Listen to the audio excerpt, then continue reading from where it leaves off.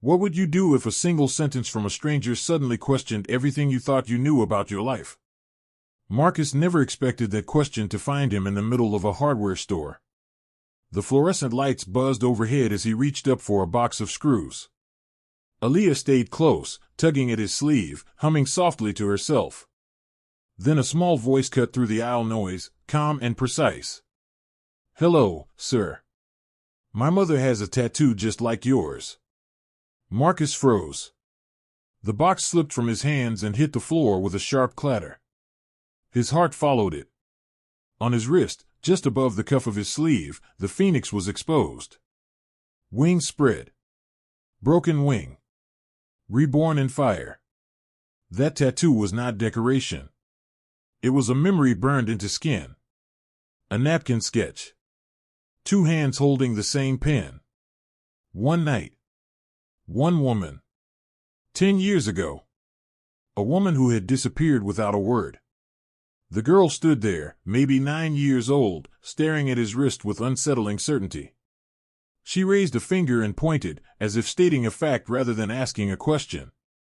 Marcus stopped breathing. Her eyes were green. Not just green. The exact shade he saw every morning when he woke his daughter for school. Clear. Bright. Impossible to forget. Behind her, heels clicked against the linoleum. Sharp. Controlled. Expensive. That sound sent a shock straight through Marcus's chest. He knew that rhythm. Some sounds never leave you. They wait. Marcus felt the past rise up, clawing. Because some tattoos do not just mark skin. They mark the moment your life split in two. And this child, with his daughter's eyes and a stranger's face, was standing in front of him holding proof that the past never stays buried. Sawdust clung to Marcus's jeans as he knelt again, forcing his hands to work. He was in the lumber section of Johnson Hardware, measuring boards for the treehouse Aaliyah had been begging for since spring. Sunlight poured through the high windows, catching dust in the air like memories he had learned to lock away. Aaliyah hummed, the same tuneless hum her mother used to make when she concentrated. The ache returned, familiar and sharp. 2 years since cancer had taken Denise. 2 years of learning how to be both parents at once. Marcus tugged his sleeve down instinctively, hiding the phoenix. Some stories were not meant for children. Not yet. That tattoo belonged to a different life. One filled with ambition, distance, promises whispered late at night and broken just as quietly. Then Denise had come along. Steady. Kind. Real. Hospital rooms. Quiet strength. A love that stayed. Aaliyah tugged his sleeve again. Dad, that girl is staring at us. Before we continue, subscribe to the channel for more true stories that will move you. Marcus looked up, and there she was near the paint samples, a child a little older than Aaliyah, staring with an intensity that made his skin prickle. Dark curls slipped loose from a velvet headband that probably cost more than his groceries. A navy dress with a crisp white collar, the kind of outfit that screamed private school and money that did not need to speak loudly. Marcus gave a polite smile and tried to return to his measurements, but Aaliyah was already waving like she had known the girl forever. Hi, I'm Aaliyah. Do you need help finding something? The girl took 3 careful steps closer, her patent shoes almost silent on the concrete. She held herself like someone had trained her, shoulders back, chin lifted, posture like a rule. Hello, she said, her voice precise, carefully shaped, expensive education in every syllable. My name is, she paused, glancing toward the front of the store as if checking for permission, then added, my name is Zara. Something about it felt rehearsed, like she had practiced introductions in a mirror. Aaliyah, allergic to formality, grabbed Marcus's arm and tugged him upright. This is my dad. He's building me a treehouse. Do you have a treehouse? Zara shook her head slowly, and for one brief moment something unguarded flickered across her face. Loneliness, simple and universal, the kind that does not care about tax brackets. We have a garden, but no trees strong enough. Mother says they're still too young. Her eyes drifted down, and Marcus realized his sleeve had ridden up again when he stood. The phoenix was exposed. Zara went still, like someone had pressed pause on her body. The fluorescent lights hummed. Somewhere a can of paint hit the floor, the sound sharp and sudden, but Marcus barely heard it. He watched Zara stare at his wrist like she was staring at a door she had been told never to open. She stepped closer, and time slowed, that strange stretch of seconds that happens right before everything breaks. "Hello, sir," she said again, but smaller now, uncertain. "My mother has a tattoo just like yours." The words landed like a punch. Marcus felt the box of screws slip from his hand again, metal scattering across the floor like his thoughts. Aaliyah gasped, her hand gripping his elbow, but Marcus could only look at Zara. "What did you say?" His voice came out rougher than he meant. Zara lifted one delicate finger, pointing directly at the phoenix. The bird, the phoenix with the broken wing that learned to fly. "Mother has the same one on her shoulder. She never shows anyone, but I saw it once when she was changing. She told me it was from a long time ago, from someone." Then footsteps came fast, urgent, heels striking the floor with a panic that did not belong in a calm Saturday afternoon. "Zara, Zara, where did you?" the voice started, then cut off mid-sentence. Marcus knew that voice before he even turned. Some sounds burrow into your bones, and they stay there, dormant, until one day life digs them up. He turned slowly, the air thick in his lungs. And there she was. 10 years had sharpened her into something almost dangerous. The scrappy art student with paint-stained fingers had become a woman in a charcoal suit that looked like it cost what he made in a month. Dark hair, shorter now, cut into a severe bob that framed cheekbones he once traced like they were sacred. But her eyes, those had not changed. That cold gray, October sky before rain. They widened when they met his. "Marcus," she whispered, like his name was both confession and curse. "Simone," he breathed, tasting her name after 10 years of silence, like touching a scar that never healed. The world seemed to narrow to the width of the aisle. Shelves stacked with paint cans and sandpaper blurred at the edges, like Marcus was looking through a tunnel that led straight back into a life he thought he had left behind. Simone stood frozen, one hand gripping Zara's shoulder like an anchor. For a split second, the polished executive mask cracked, and Marcus saw the woman he had once loved. The woman who used to sit barefoot on his apartment floor, sketching tattoos on napkins while the radio played low in the background. "You," she said finally, her voice steadier than her hands. "I didn't expect, not like this." Aaliyah looked up at Marcus, confusion written plainly across her face. "Dad? Who is she?" Marcus swallowed. Words piled up in his throat, none of them ready to come out. "This is," he started, then stopped. Old instincts told him to protect his daughter from the storm brewing right in front of them. Simone recovered fast. She always had. She straightened, smoothing Zara's hair, the practiced motion of someone used to controlling rooms and conversations. "I'm Simone. Zara's mother. We should probably talk somewhere more private." Zara's fingers tightened in Simone's sleeve. "But Mom," she whispered, her eyes never leaving Marcus's wrist. "It's really the same." Simone's gaze flicked down, landing on the phoenix. Her breath caught, just barely. Marcus saw it. A fracture in the armor. "Yes," she said quietly. "It is." Silence stretched, thick and uncomfortable. Other shoppers walked past them, oblivious, comparing paint swatches, arguing over screws, living normal lives while Marcus's carefully built world tilted on its axis. Aaliyah tugged his sleeve again. "Dad, why does that girl look like me?" That question landed harder than any accusation ever could. Marcus crouched to Aaliyah's level, forcing a smile that felt brittle. "Sometimes people just look alike, sweetheart. That's all." Zara frowned. "No, they don't," she said, matter of fact. "We have the same eyes. And the same hair when it's braided. And the same dimple on the left side." Marcus felt his heart begin to pound, loud and relentless. Simone closed her eyes for a brief moment, like she was counting, bracing herself.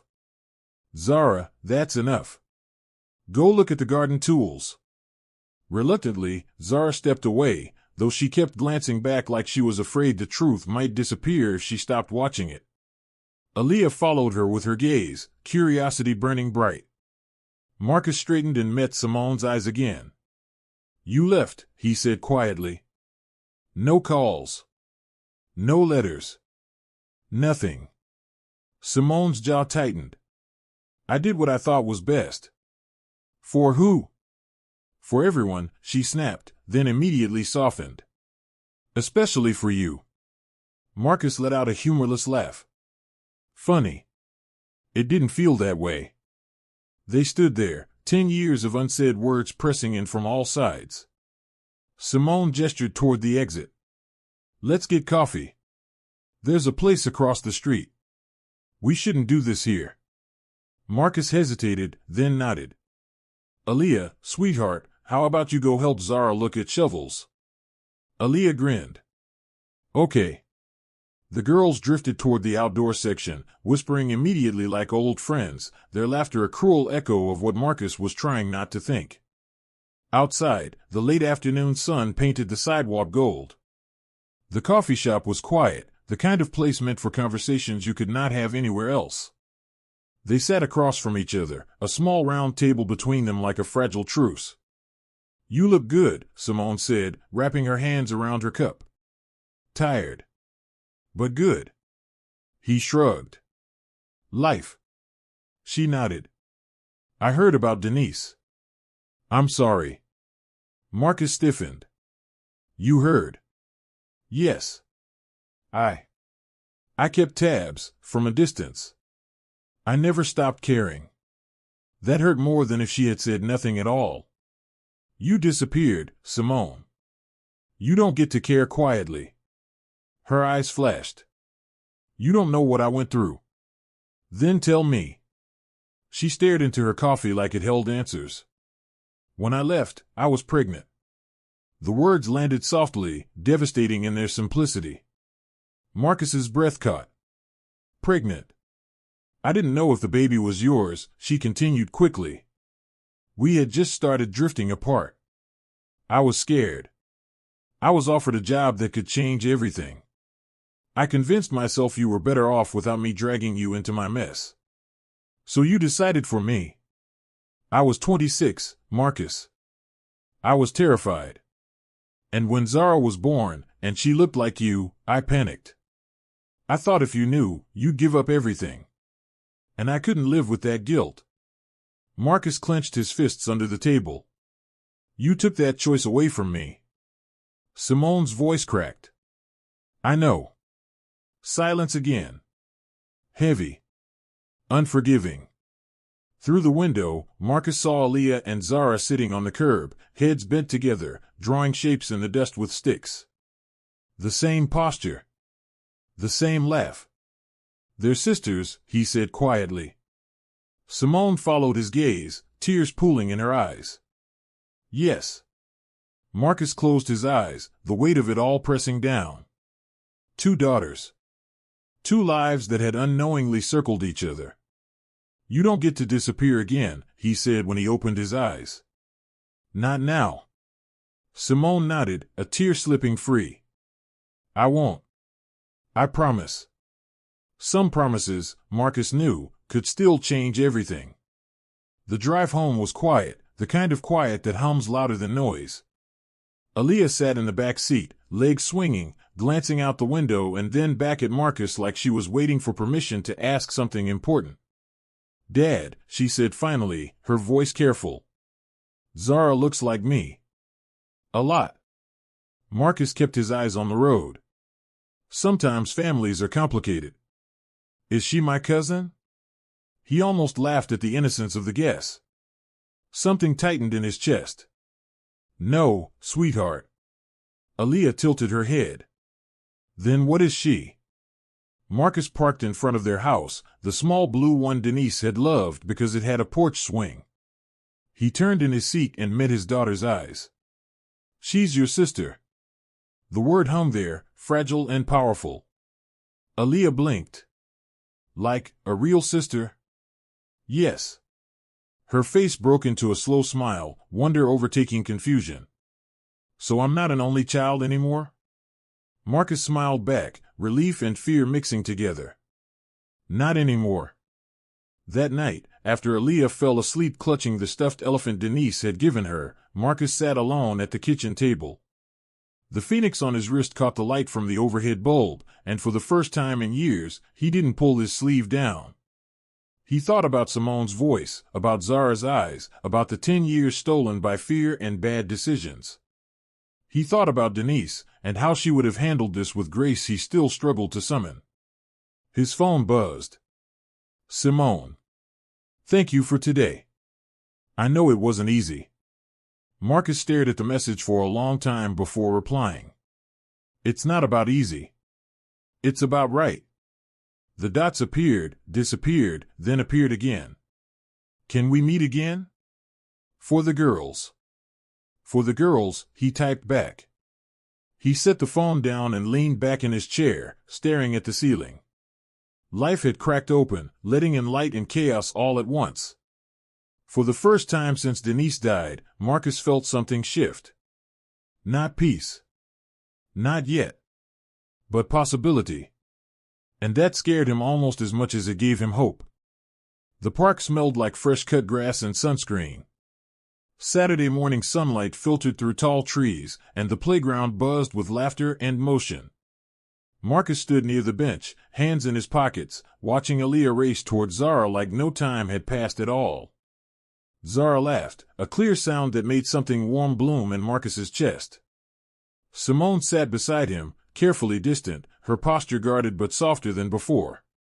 They're getting along, Simone said quietly. They're sisters, Marcus replied. That part seems easy. Simone nodded. I wish everything else were. Marcus studied her profile. She looked older than he remembered. Not weaker. Just shaped by choices and consequences. I'm not here to rewrite the past, he said. But I won't let the girls pay for it. Neither will I, Simone said firmly. They sat in companionable silence as the girls climbed, slid, and invented games that only siblings could understand. At one point, Aaliyah scraped her knee. Zara ran to her first, offering a tissue from her pocket with solemn seriousness. Marcus felt his throat tighten.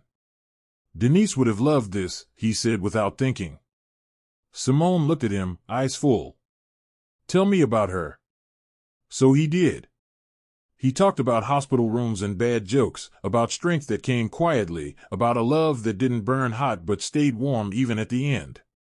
When he finished, Simone wiped her eyes. She sounds incredible. She was. The girls ran back, breathless and smiling. Can Zara come over sometime? Aaliyah asked. Marcus looked at Simone. She hesitated only a second before nodding. I'd like that, Simone said. As they packed up to leave, Marcus felt something settle inside him. Not forgiveness. Not yet. But a foundation. Families weren't always built the right way. Sometimes they were patched together from broken promises and second chances. But standing there, watching two girls with the same eyes walk hand in hand toward the future, Marcus knew one thing for certain. This story wasn't about what had been lost. It was about what still could be saved. Weeks passed, and the rhythm of their lives began to shift. Slowly. Carefully. Like testing ice before stepping onto a frozen lake. Zara started coming over on Wednesdays after school. Simone would arrive in her sleek car, always a few minutes early, always hovering at the doorway like she was afraid of overstepping an invisible line. Aaliyah never noticed that tension. She dragged Zara inside, straight to the living room, dumping toys on the carpet and declaring which games were mandatory and which were boring. Marcus watched from the kitchen more than once, stunned by how natural it looked. Two girls arguing over crayons. Two heads bent together over homework. Two voices calling Dad at the same time. The first time it happened, his heart stumbled. Zara froze, eyes wide. I'm sorry, she said quickly. I didn't mean. It's okay, Marcus said softly. Really? Simone looked like she might cry on the spot. Over time, conversations grew longer. Short check-ins turned into dinners. Dinners turned into shared routines. Simone learned where the extra plates were kept. Marcus learned Zara hated peas and loved astronomy. One evening, as the girls built a blanket fort in the living room, Simone lingered in the kitchen. You didn't have to let us in like this, she said quietly. Marcus rinsed dishes, the sound of running water steadying him. I'm not doing this for you. She nodded. I know. There were still sharp edges. Old wounds flared unexpectedly. Sometimes Marcus would catch Simone watching him with an expression he couldn't name. Sometimes Simone would go quiet when Denise's picture caught her eye on the mantel. But they talked. Awkwardly. Honestly. And that alone felt like progress. One night, after Simone left, Aaliyah crawled into Marcus's lap, her small body warm and familiar. Dad? Yeah, baby. I like having a sister. Marcus kissed the top of her head, his voice thick. Me too. And for the first time since the hardware store, he realized the panic had softened into something else. Acceptance. The treehouse was finished by early fall. Strong boards. Solid rails. A rope ladder Aaliyah insisted on, even though Marcus worried about scraped knees. Zara helped paint it, tongue sticking out in concentration as she brushed on blue stripes that matched the house. Simone stood below, arms crossed, watching with an unreadable expression. Denise would have laughed at this, Marcus thought. The mess. The noise. The joy. When it was done, the girls climbed up together, legs dangling over the edge, surveying their kingdom like queens. This is the best treehouse ever, Aaliyah declared. Zara nodded solemnly. It's very sturdy. Dad builds good things. The word slipped out naturally. Marcus looked up, breath caught halfway to his lungs. Simone stiffened, then slowly exhaled. Marcus didn't correct her. Later, as the sun dipped low and painted the yard in gold, Simone stood beside him. I never meant to hurt you, she said. I know, Marcus replied. That didn't stop it from hurting. She accepted that, nodding. Thank you. For giving us space to make this right.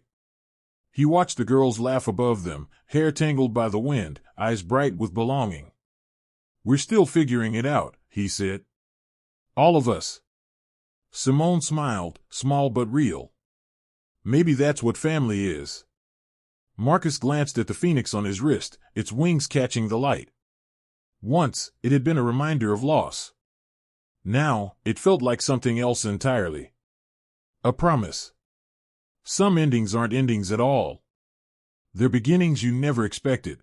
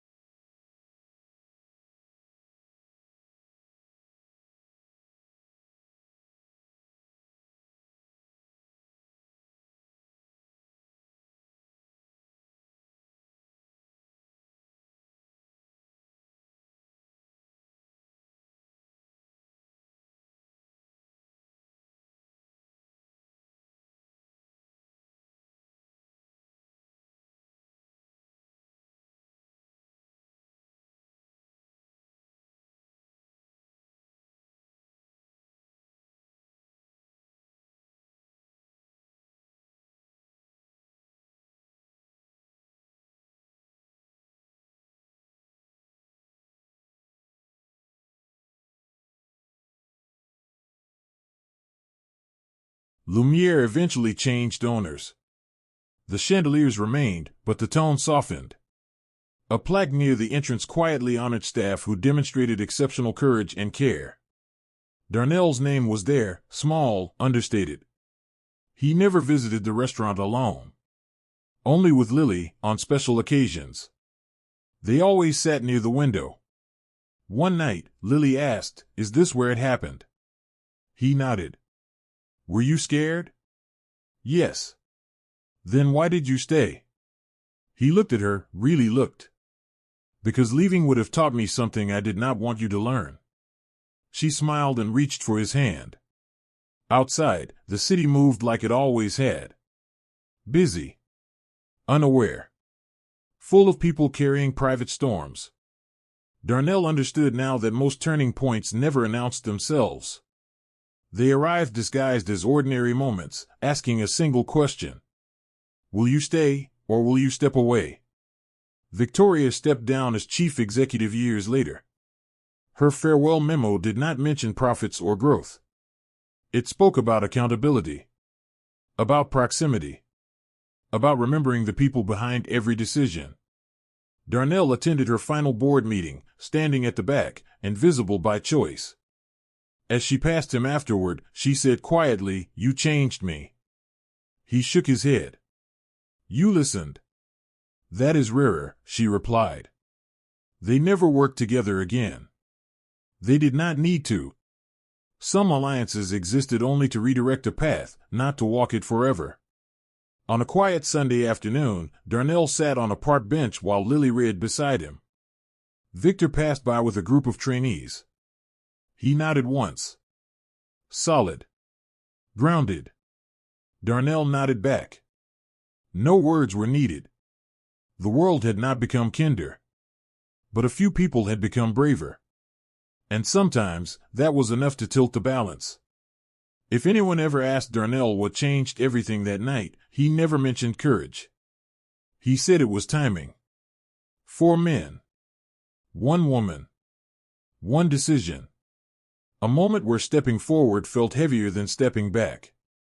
And yet, he stayed. And because he stayed, others did too. That was how the story ended. Not with applause, but with continuity. Life, moving forward, slightly altered, because one person refused to move.